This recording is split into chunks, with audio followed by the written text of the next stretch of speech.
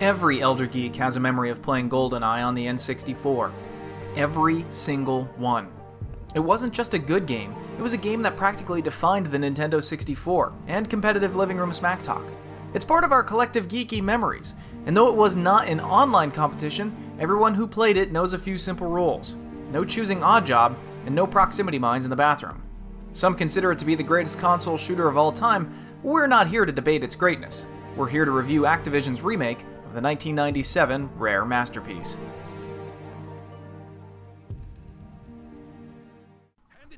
For those of you who got excited by the possibility of taking a newly varnished trip down memory lane, you can all unpack your suitcases and settle back down. This new version of GoldenEye is less of a remake and more of a reimagining of the film.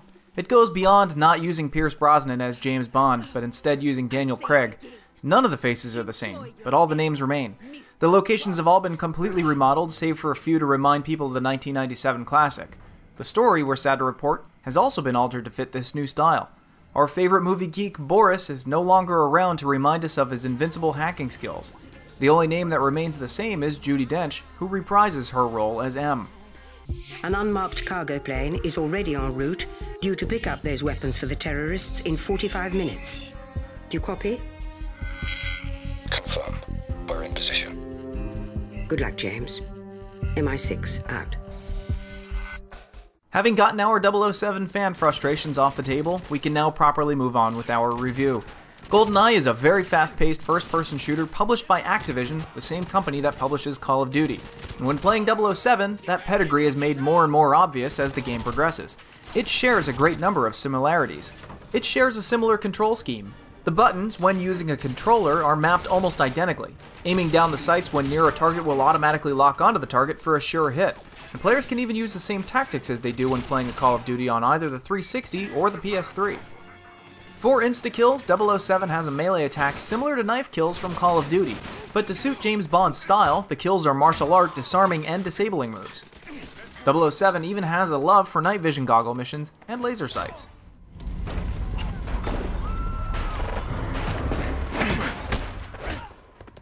Bond will even go into short-term shock if an explosive goes off nearby. His vision goes blurry and his ears will ring, a gameplay mechanic that Call of Duty started in 2001. Look out!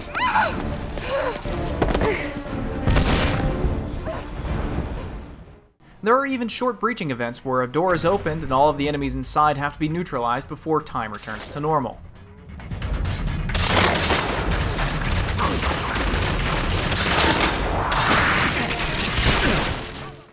But we're not complaining. If done correctly, Call of Duty is a fine game to mimic, and 007 does it well. Mixed with a healthy dose of stealth and a few moments of gadgetry, 007 does an excellent job of keeping variety alive in the first-person shooter genre, and best of all, it brings it all home to the Wii. Graphically, 007 is impressive. The environments both indoors and outdoors are well detailed. We do have a complaint when Bond is reloading. The game does a depth of field blur that is just a bit too blurry, leaving you vulnerable to enemy attacks. The single-player campaign is also remarkably short. You'll finish it in an evening or two. Considering those are our only complaints, aside from straying from the Bond canon, that's pretty damn good. And yes, GoldenEye once again has multiplayer.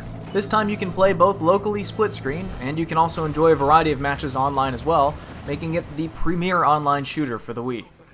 GoldenEye for the Wii is a great game, but it is nothing like the GoldenEye you have played before. It's basically Call of Duty with a 007 storyline, and it's available for the Wii, a console which is in staggeringly short supply of decent first-person shooters.